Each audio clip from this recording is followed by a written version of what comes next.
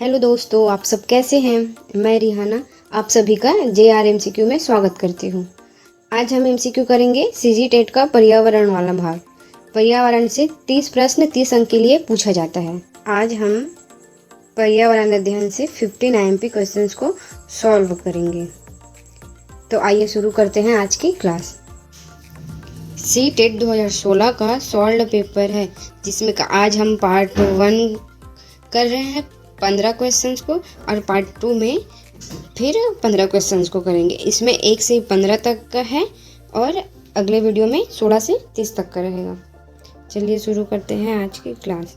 पहला प्रश्न है, पर्यावरण अध्ययन की अपनी कक्षा में समूह क्रियाकलाप का निर्माण करते हुए आप निम्नलिखित विचारों में से किन का ध्यान रखेंगे। ए, बच्चों की रुचियों को ध्यान हो। बी, लड़कों और लड़कियों को समान रूप रुचिकर लगे। सी, इसमें मूल्यवान सामग्री लगी हो। डी, सभी धार्मिक और सांस्कृतिक पृष्ठभूमि के बच्चों को रुचिकर लगे। ठीक है, हमारे ऑप्शन हैं पहला बी और सी, दूसरा ए, बी और डी, तीसरा ए, सी और डी, चौथा बी और डी। हमारा आंसर होगा बी, दूसरा ए, बी और डी। पर्यावरण से संबंधित कक्षा में समूह क्रियाकलाप का निर्माण करते समय सभी बच्चों अर्थात सभी लड़कों एवं लड़कियों की रुचि का ध्यान रखा जाना चाहिए। इस क्रियाकलाप को इस प्रकार संपादित किया जाना चाहिए कि सभी धार्मिक और सांस्कृतिक पृष्ठभूमि के बच्चों को रुचिकर लगे। चलिए बढ़ते हैं अगले प्रश्न की ओर। दूसरा प्रश्न देखते हैं। दूसरा प्रश्न ये रहा, निम्नलिखित सभी कथन पर्यावरण अध्ययन में सामूहिक रूप से क्रियाकलापों में संलग्न शिक्षकों और विद्यार्थियों के पक्ष में तर्क प्रस्तुत करते हैं, केवल एक कथन को छोड़कर। वह कथन कौन सा है। ए, बच्चे परस्पर सामंजस्य और सहयोग करना सीखते हैं। बी, बच्चे दूसरे बच्चों से बात और बहस करने से अधिक सीखते हैं। सी, समूह क्रियाकलापों की वजह से बच्चे अंक उपलब्धि में अच्छा सुधार प्रदर्शित करते हैं। डी, प्राणों के समर्थन से बच्चों को अपनी क्षमता से अधिक ज्ञान के निर्माण में सहायता मिल सकती है। हमारा सही ऑप्शन है डी, प्राणों के समर्थन से बच्चों को अपनी क्षमता से अधिक ज्ञान के निर्माण में सहायता मिल सकती है। परस्पर सहयोग तथा विचार विमर्श या बहस से बच्चों में ज्ञान का वर्धन होता है और यह पर्यावरण अध्ययन का एक भाग है। प्राणों या किसी अन्य के समर्थन से बच्चों को मनोबल प्राप्त होता है, परंतु यह विद्यालय पर्यावरण का भाग नहीं है। ठीक है, बढ़ते हैं अगले प्रश्न की ओर। हमारा तीसरा प्रश्न ये रहा, समूह कार्य से पर्यावरण अध्ययन कर रहे हैं बच्चों की सामाजिक व्यक्तित्व विशेषताओं के आकलन के लिए निम्नलिखित में से कौन सा उपकरण सर्वाधिक उपयुक्त है। कौन सा उपकरण सर्वाधिक उपयुक्त है। ए, दत्त कार्य। बी, कागज पेंसिल परीक्षण। सी, मौखिक प्रश्न। डी, निर्धारण मापनियाँ। इसका सही आंसर होगा सी, मौखिक प्रश्न। मौखिक प्रश्नों से बच्चों की सामाजिक व्यक्तित्व विशेषताओं का आकलन किया जा सकता है, जबकि अन्य से लिखने की क्षमता का आकलन होता है। चलिए देखते हैं अगला प्रश्न। चौथा प्रश्न ये रहा, नीचे पौधों के बारे में बच्चों के कुछ सहजानुभूत विचार दिए गए हैं। इनमें से कौन सा विचार वैज्ञानिक दृष्टि से ठीक है। ए, कुछ सब्जियां फल होती हैं। बी, बीज किसी पौधे का हिस्सा नहीं होते। सी, गाजर और बंद गोभी पौधे नहीं हैं। डी, घास पौधा नहीं है। इसका सही आंसर होगा ए, कुछ सब्जियां फल होती हैं। ज़्यादातर सब्जियां पौधे के फूल होती हैं, जबकि कुछ सब्जियां फल के रूप में भी होती है। चलिए देखते हैं अगला प्रश्न। पांचवा प्रश्न है, कक्षा चौथी की एक शिक्षिका ने अपने विद्यार्थियों से कहा, कुछ वयोवृद्ध लोगों से यह पूछिए कि जब वे जवान थे तो क्या उन्होंने कुछ ऐसे पौधे देखे थे जो आजकल नहीं दिखाई पड़ते। उपरोक्त प्रश्न के पूछे जाने पर निम्नलिखित में से किस कौशल के आकलन की संभावना नहीं है। किस कौशल के आकलन की संभावना नहीं है ये बताना है। ए चर्चा, बी प्रश्न पूछना, सी अभिव्यक्ति, डी प्रयोग। इसका सही आंसर होगा डी प्रयोग। सामाजिक विज्ञान के अध्यापन में प्रश्न पूछना एक महत्वपूर्ण भाग है। इससे चर्चा एवं अभिव्यक्ति के माध्यम से छात्रों का विषय संबंधित ज्ञान अधिक सुदृढ़ तथा व्यापक बनता है। चलिए बढ़ते हैं। छठवां प्रश्न है ये रहा। एक शिक्षक प्रत्येक बच्चे को अपने घरों की रद्दी सामग्री से कुछ उपयोगी वस्तु बनाने को कहता है। शिक्षक का शैक्षिक अभिप्राय नहीं है। ए कूड़े से बनी श्रेष्ठ वस्तुओं की प्रदर्शनी आयोजित करना, बी कक्षा के श्रेष्ठ विद्यार्थियों के बारे में निर्णय करना, सी बच्चों में सृजनशीलता का विकास करना, डी बच्चों को पुनः चक्रण, पुनः प्रयोग और रूपांतरण को समझने देना। इसका सही आंसर है बी कक्षा के श्रेष्ठ विद्यार्थियों के बारे में निर्णय करना। शिक्षक बच्चों की सृजनशीलता एवं उनकी समझ को जानने का प्रयास करता है। इससे श्रेष्ठता का निर्णय नहीं किया जा सकता। ठीक है, चलिए देखते हैं सातवां प्रश्न। निम्नलिखित प्रश्नों को पढ़िए। मैंने क्रियाकलाप की योजना कितनी अच्छी बनाई। दूसरा, मैंने योजना का अनुसरण कितना अच्छा किया। तीसरा, मेरी शक्तियाँ क्या थी। चौथा, मुझे सचमुच कठिन क्या लगा। ऊपर दिए गए 4 प्रकार के प्रश्नों के उत्तरों से होगा। ए बच्चों और शिक्षकों दोनों का स्व आकलन, बी शिक्षक द्वारा समग्र आकलन, सी बच्चों का स्व आकलन, डी शिक्षकों का स्व आकलन। इसका सही आंसर होगा ए बच्चों और शिक्षकों दोनों का स्व आकलन। बच्चों और शिक्षकों दोनों का स्व आकलन होगा। छात्रों से प्रश्न इसलिए पूछे जाते हैं ताकि अध्यापक को यह मालूम हो सके कि छात्रों ने अध्याय को कितनी अच्छी तरह से समझा है, ताकि महत्वपूर्ण बिंदुओं को अलग करके और उन पर विशेष बल देकर उनके बारे में छात्रों की धारणा शक्ति और अधिक मजबूत किया जा सके। ठीक है, चलिए देखते हैं 8वां प्रश्न। 8वां प्रश्न ये रहा।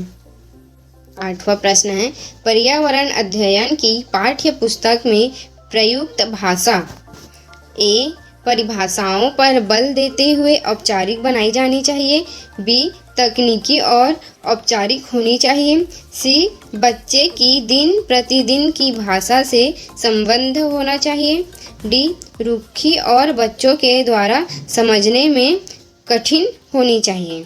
हमारा सही आंसर है सी बच्चे की दिन प्रतिदिन की भाषा से संबंध होनी चाहिए। किसी भी पाठ्य पुस्तक की भाषा सरल एवं समझने योग्य होनी चाहिए। वैसे शब्दों का प्रयोग होना चाहिए जो दिन प्रतिदिन की भाषा से संबंध हो।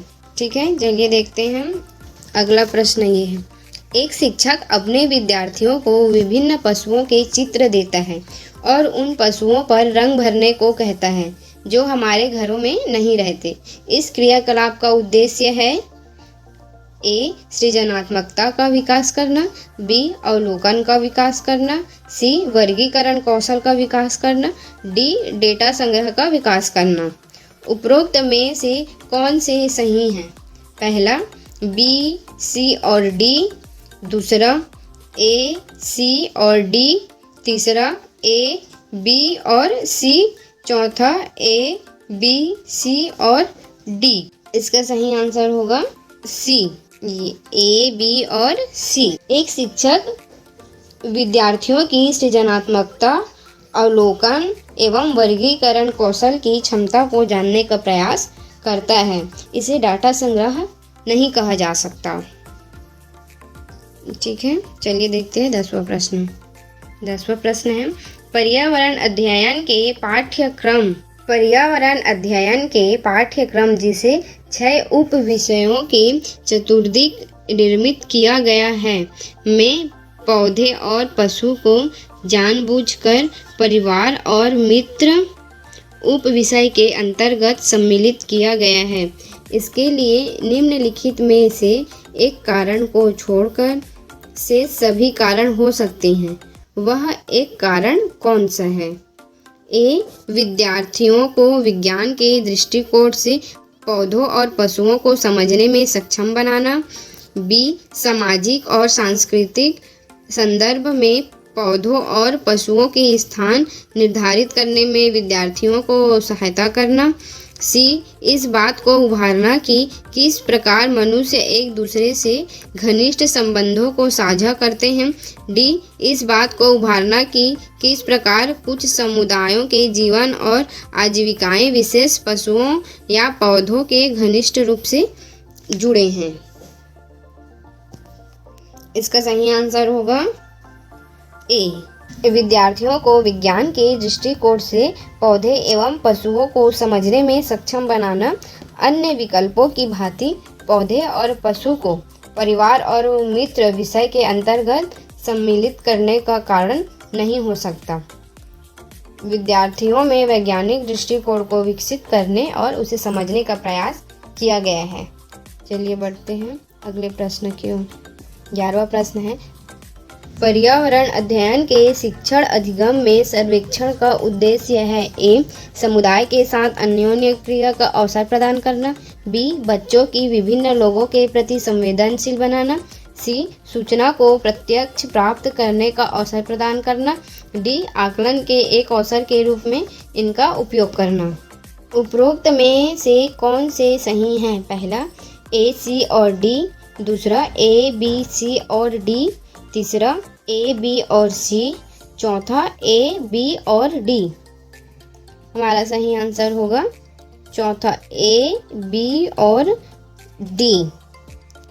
पर्यावरण अध्ययन के शिक्षण अधिगम में सर्वेक्षण के कई उद्देश्य होते हैं, जैसे कि बच्चों को विभिन्न लोगों के प्रति संवेदनशील बनाना, समुदाय के साथ अन्योन्य क्रिया का अवसर प्रदान करना और आकलन के एक अवसर के रूप में इनका उपयोग करना आदि। चलिए देखते हैं अगला प्रश्न। हमारा 12वां प्रश्न ये रहा, निर्देश। प्रश्न संख्या 12 से 14 निम्नलिखित अवतरण पर आधारित हैं। शिक्षक द्वारा प्रदर्शित एक कटोरे में पानी उबालने और उसका वाष्पीकरण हो जाने के प्रयोग को देखने के बाद 7-8 वर्ष के बच्चों के द्वारा दिए गए उत्तर इस प्रकार हैं। पानी गुम हो गया, कटोरे ने पानी सोख लिया, आग ने पानी पी लिया, भगवान ने पानी पी लिया। 12वां प्रश्न है, ये उत्तर बच्चों और उनके विचारों के बारे में क्या बताते हैं? ए, वाष्पीकरण के बारे में बच्चों के विकल्प विचार हैं। बी, बच्चों के उत्तर तर्क संगत नहीं हैं। सी, बच्चों की सोच गलत है। डी, बच्चे अच्छा अवलोकन नहीं कर पाते। हमारा सही आंसर है ए। सही आंसर होगा ए। उत्तरों से वाष्पीकरण के बारे में बच्चों के विकल्पी विचार का ज्ञान होता है। आगे बढ़ते हैं 13वें नंबर प्रश्न पर। 13वां नंबर प्रश्न है, शिक्षक को इन उत्तरों का सामना किस प्रकार करना चाहिए? बच्चों को बता दे कि वे गलत हैं। बी, जल चक्र का एक मानक चार्ट प्रदर्शित करें। सी, वाष्पीकरण की परिभाषा दें और बच्चों को उसे याद रखने के लिए कहें। डी, उनके विचारों तक पुनः पहुंचने के लिए चर्चा प्रारंभ करें। इसका सही आंसर होगा डी। बच्चों के प्रश्नों को स्पष्ट करने के लिए प्रयोग पर पुनः चर्चा करनी चाहिए और प्रयोग को स्पष्ट करना चाहिए। चलिए बढ़ते हैं अगले प्रश्न पर। अगला प्रश्न ये रहा। वाष्पीकरण विषय पर बच्चों की विविध सोच का आकलन करने के लिए निम्न में से कौन सा प्रश्न एक नमूना हो सकता है? ए. जल चक्र के 5 लाभ बताइए। बी. क्या होता है यदि जल चक्र होता ही नहीं? सी. जल चक्र के क्रम के सोपानों की सूची बनाएं। डी. जल चक्र का आरेख बनाएं और उसे नामित कीजिए। इसका सही आंसर होगा बी। क्या होता यदि जल चक्र होता ही नहीं? यह विश्लेषण विधि होती है जिसमें छात्र स्वयं सूक्ष्म अवलोकन के आधार पर इस बात की खोज करता है कि किसी समस्या को हल करने के लिए कौन कौन सी आवश्यक बातें मालूम होनी चाहिए। चलिए देखते हैं अगला प्रश्न, आज का आखिरी प्रश्न। निम्नलिखित में से कौन से राज्य जम्मू और कश्मीर के पड़ोसी राज्य हैं? ए. हिमाचल प्रदेश उत्तराखंड। बी. हिमाचल प्रदेश पंजाब। सी. हिमाचल प्रदेश उत्तर प्रदेश और डी. उत्तराखंड राजस्थान। इसका सही आंसर होगा बी, हिमाचल प्रदेश एवं पंजाब। राज्य जम्मू और कश्मीर के दक्षिण में स्थित है। इन 15 क्वेश्चंस में से आपका कितना सही हुआ कमेंट में ज़रूर बताइए। आज की क्लास आपको कैसी लगी कमेंट में ज़रूर बताइएगा। Thank you. मिलते हैं नेक्स्ट वीडियो में। इसका दूसरा पार्ट अगले वीडियो में आएगा। अगर आज की क्लास पसंद आई हो तो वीडियो को लाइक, शेयर, कमेंट और चैनल को सब्सक्राइब ज़रूर कीजिएगा। Thank you. मिलते हैं नेक्स्ट वीडियो में।